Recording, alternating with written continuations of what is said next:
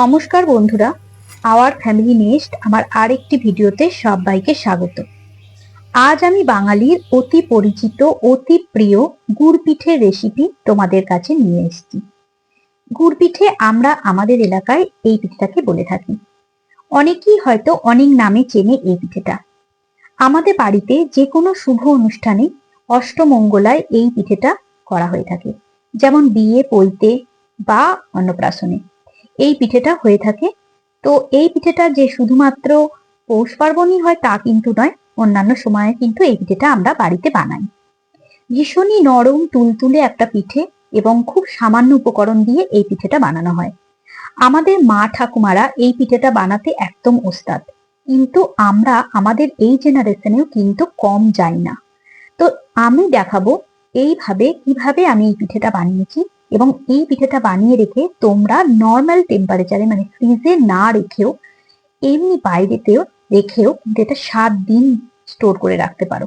এবং দেখো পিঠেটা কত সুন্দর হয়েছে, ভীষণ ভীষণ ফ্লাফি হয়েছে। দেখো ভেতরটা কত সুন্দর, ভীষণ ভালো লাগে এই পিঠেটা খেতে এবং অনেকেই পছন্দ করে। তো চলো আজকের আমার এই গুড় পিঠের রেসিপিটা তোমাদের কাছে শেয়ার করা যাক। রেসিপির শুরুতে সবাইকে অনুরোধ করব একটা লাইক দিয়ে দিও, এবং রেসিপিটি দেখা হয়ে গেলে অবশ্যই কমেন্ট করে জানিয়ে যেতে ভুলো না তোমাদের কেমন লাগলো, আর কে কোথা থেকে আমার আজকের এই ভিডিওটা দেখছো এবং তোমাদের এলাকায় এই পিঠেটাকে কি নামে পরিচিত সেটা কিন্তু জানিয়ে যেও। তো দেখো এখানে আমি আগের দিন কিছুটা চাল, প্রায় 250 গ্রামের মতো, যে ভাতের চাল হয়, প্লেন ভাতের চাল, এটা কিন্তু আতপ চাল না, এটা ভাতের চালই, প্লেন ভাতের চাল, সেটাকে আমি জলে ভিজিয়ে রেখেছিলাম। ভালো করে ধুয়ে জলে বেশ কিছুক্ষণ, প্রায় সারা রাতই বলো, এটা ভিজিয়ে রেখে দিয়েছিলাম। পরের দিন সকালে জলটা ফেলে দিয়ে পরিষ্কার করে ধুয়ে নিয়েছি।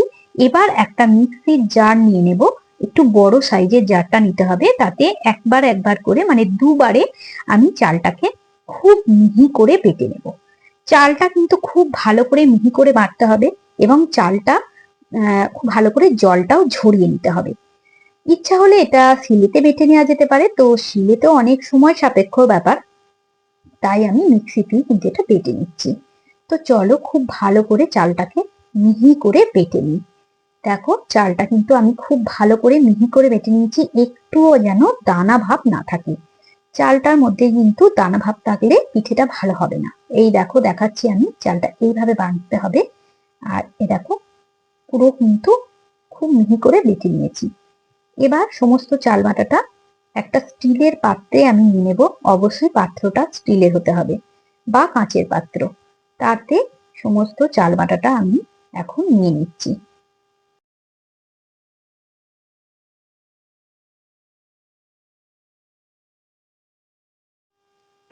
এবার এর মধ্যে আমি দিচ্ছি 1 বাটির মতো, প্রথম দিলাম গুড়, গুড়ের গুঁড়ো মানে ভেলি গুড়ের গুঁড়োটা দিলাম। এটা এমনি আখের গুড় লিকুইডও দিতে পারো বা খেজুরের গুঁড়ো দিতে পারো। আমি প্লেন ভেলি গুড় যেটা হয় সেটা 1.5 বাটির মতো দিয়ে দিলাম। মিষ্টিটা যে যার মতো নেবে। আমি 1.5 বাটির মতো গুড়টা দিয়ে খুব ভালো করে চাল বাটার সঙ্গে মেশাবো। এবার একটু জল দিলাম। এর ঘনত্বটা কিন্তু খুব পাতলাও হবে না, আবার খুব মোটাও হবে না, তাই ঘনত্বটা খুব ভালো করে লক্ষ্য রাখতে হবে। ভালো করে চালের সাথে গুড়টা মিশিয়ে নেব, যেন কোনো রকম দলা না থাকে, কারণ দলা থাকলে কিন্তু ভালো হবে না। তাই হাতে করে অনেকক্ষণ ধরে ঘষে ঘষে ভালো করে চালটার সাথে গুড়টা মাখিয়ে নিচ্ছি। তো দেখো এটা মাখা হয়ে গেছে।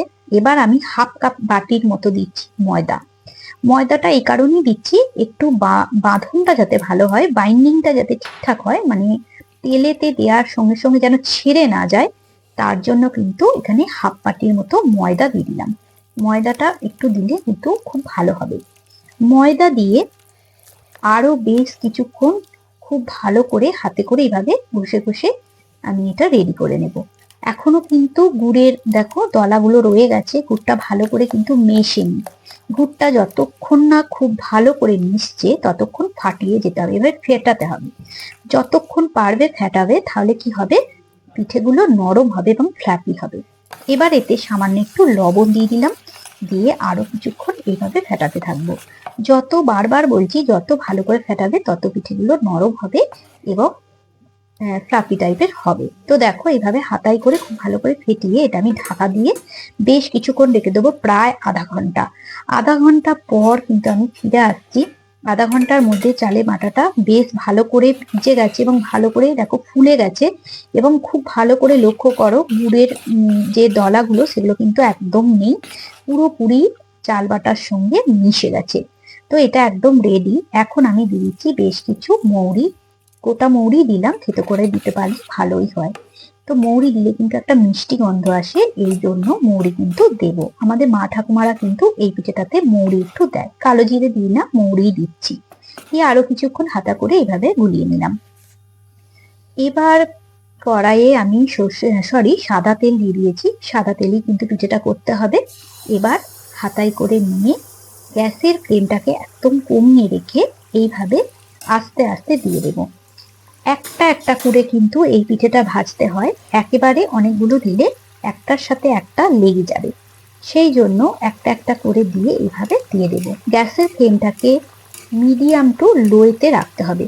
এবার অল্প অল্প করে তেল ওপরে এইভাবে দিতে হবে। এর ফলে কি হবে, পিঠেটা আস্তে আস্তে একটু একটু করে ফুলতে শুরু করবে।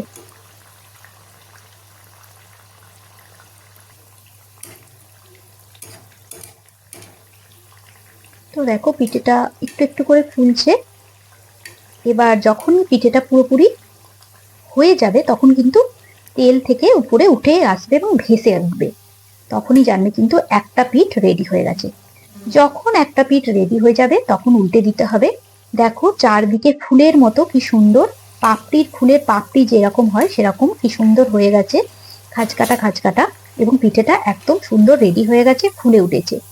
ভালো করে তেল ঝরিয়ে নেব, কারণ এই পিঠের মধ্যে কিন্তু অনেকটাই তেল অ্যাবজর্ব করে। তাই খুব ভালো করে হাতা দিয়ে খুন্তি দিয়ে এইভাবে ধরে ধরে ভালো করে টিপে টিপে তেলটাকে ঝরিয়ে নিতে হবে। আরো একটা আমি একইভাবে দেখিয়ে দিচ্ছি। গ্যাসের ফ্লেমটাকে কমিয়ে রাখবো এবং অল্প অল্প করে এইভাবে হাতায় করে দেব। যখন পিঠেটা দেয়া হবে তখন কিন্তু এই তেলের টেম্পারেচারটা খুব একটা বেশি রেখো না, তেলের টেম্পারেচারটা কিন্তু একদম কমানো থাকবে। মানে গ্যাসের ফ্লেমটাকে কমিয়ে তেলের টেম্পারেচারটা একটু কমিয়ে রাখবে, না হলে কিন্তু একবারে জড়ো হয়ে যেতে পারে।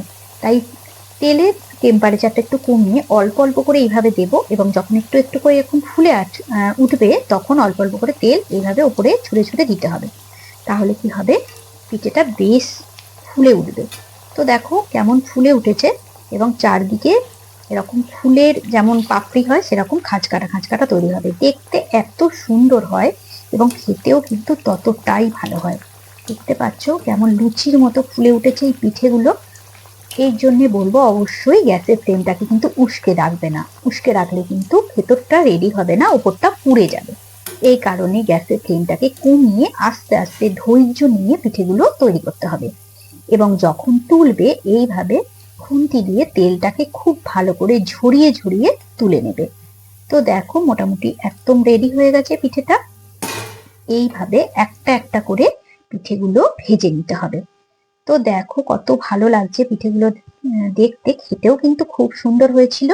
এবং এগুলো কিন্তু অনেক দিন পর্যন্তই তোমরা বাড়ি মানে ফ্রিজের বাইরে রেখে দিতে পারো, অনায়াসে কিন্তু খাওয়া যাবে, একটুও শক্ত হবে না, খেতে বেশ ভালো লাগবে। তো আমার আজকের ভিডিওটা এই পর্যন্ত।